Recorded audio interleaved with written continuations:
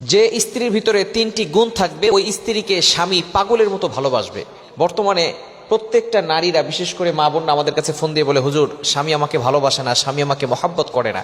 যে স্ত্রীর ভিতরে তিনটি গুণ থাকবে ওই স্ত্রীকে স্বামী পাগলের মতো ভালোবাসবে। নাম্বার ওয়ান, এক নাম্বার হচ্ছে স্বামীর মুখে মুখে তর্ক করা যাবে না। ভালো স্ত্রী হতে হলে, আদর্শ স্ত্রী হতে হলে নাম্বার ওয়ান, এক নাম্বার গুণ অর্জন করতে হবে, সেটা হচ্ছে স্বামীর মুখে মুখে তর্ক করা যাবে না। একজন স্বামী, সে তার সংসারের জন্য অনেকটা পরিশ্রম করে।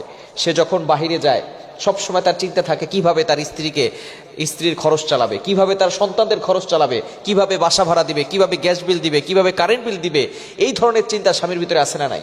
এতটা পরিশ্রম করার পরে যখন তার মেজাজটা হট থাকে, সারাদিন কাজ করে আসার পরে যখন বাসায় আসে, তখন কিছু নারী এমন আছে, কিছু স্ত্রী এমন আছে, স্বামীর সাথে অকথ্য ভাষায় গালাগালি করে। স্বামীকে বলে, এটা আনো নাই কেন, এটা আনো নাই কেন, এই করো নাই কেন, সেই করো নাই কেন। যার কারণে দেখা যাচ্ছে সংসারগুলো টিকতেছে না। স্বামীকে বুঝতে হবে, স্বামী যে পরিশ্রম করতেছে সে তার নিজের একার জন্য নয়, সে তার স্ত্রীর জন্য, তার সন্তানদের জন্য পরিশ্রম করতেছে। এইটা অধিকাংশ স্ত্রীরা বুঝে না। এজন্য আদর্শ নারী হতে হলে স্বামীর মুখে মুখে তর্ক করা যাবে না। বিশেষ করে মা বোনরা যারা আছেন, ভালো করে বুঝেন, এই মেসেজগুলো বাড়িতে পৌঁছে দিবেন, বিশেষ করে বাড়িতে পৌঁছে দিবেন। একজন স্বামী অক্লান্ত পরিশ্রম করে। আপনার স্বামী আছে বলেই আপনার সম্মান আছে। আপনার স্বামী হচ্ছে আপনার জন্য ঢাল। আপনি বাবার বাড়ি যান আর শ্বশুর বাড়ি যেখানেই থাকেন না কেন, আপনার স্বামী হচ্ছে আপনার সাহস। স্বামী আপনার জন্য ঢাল হয়ে দাঁড়াবে। এই স্বামীর সাথে যদি সম্পর্ক ছিন্ন হয়ে যায়, বাপের বাড়িও শান্তি থাকবে না, শ্বশুর বাড়িও শান্তি থাকবে না, কোথাও আপনি কোনো সম্মান পাবেন না, রেসপেক্ট পাবেন না। মানুষ আপনাকে খারাপ চোখে দেখবে, এই সমাজ আপনাকে খারাপ চোখে দেখবে, আপনাকে খারাপ প্রপোজ করবে।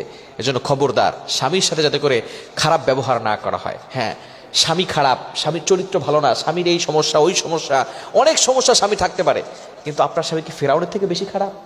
ফেরাউনের থেকে বেশি খারাপ আপনার স্বামী? ফেরাউন তো সবচেয়ে জঘন্য ব্যক্তি ছিল। সে বলেছিল, আনা রব্বুকুমুল আলা, I am the great Lord, আমি সবচেয়ে বড় খোদা। এই ফেরাউন হাজার হাজার মানুষকে দুনিয়া থেকে বিদায় করে দিয়েছে, ছোট্ট ছোট্ট শিশু বাচ্চাদেরকে হত্যা করেছে, জবাই করে ফেলেছে। এই ফেরাউনের সাথে আসিয়া থেকে তার স্বামীর কৃতজ্ঞ স্ত্রী হয়ে দুনিয়া থেকেই হাসতে হাসতে, জান্নাত দেখতে দেখতে দুনিয়া থেকে বিদায় নিয়েছে। তো আপনার স্বামী তো আর ফেরাউনের মতো না। এজন্য স্বামীর সাথে সুন্দরভাবে কথা বলবেন। আপনার কথা স্টাইল বেড়ে যায় যখন অন্য পুরুষের সাথে কথা বলেন। দেবরের সাথে কথা বললে স্টাইল বেড়ে যায়।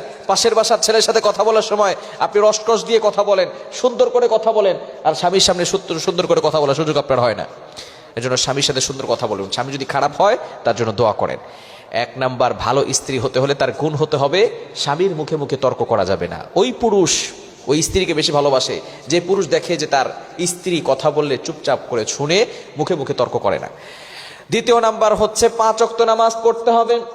আপনি ভালো মানুষ, কিন্তু আপনি নামাজ পড়েন না, আপনি কিন্তু ভালো মানুষ হতে পারেন নাই। ভালো মানুষ হতে হলে এক নাম্বার যে গুণটা অর্জন করতে হয় সেটাই হলো কিন্তু নামাজ। আপনার ঘরের ভিতরে শান্তি আসবে, সুখ আসবে কখন? যখন আপনার ঘরের ভিতরে সবাই নামাজ পড়বে। সংসার সুখী হয় রমণীর গুণে, একটা কথা আছে না?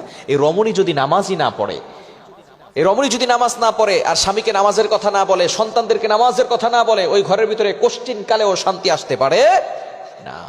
এজন্য অবশ্যই আপনাকে ফলো করতে হবে, নামাজ কায়েম করতে হবে।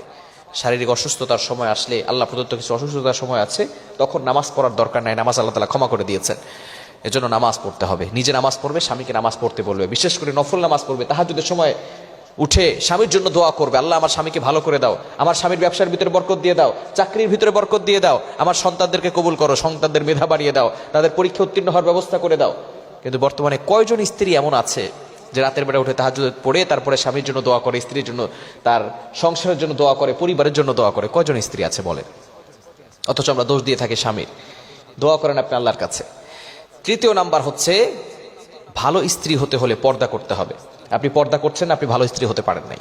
আপনি সঠিকভাবে পর্দা মানছেন না, আপনি ভালো স্ত্রী হতে পারেন নাই।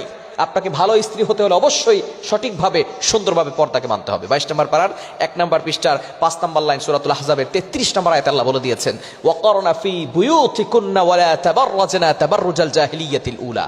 ইউ স্টে এট হোম, তোমরা ঘরে অবস্থান করো।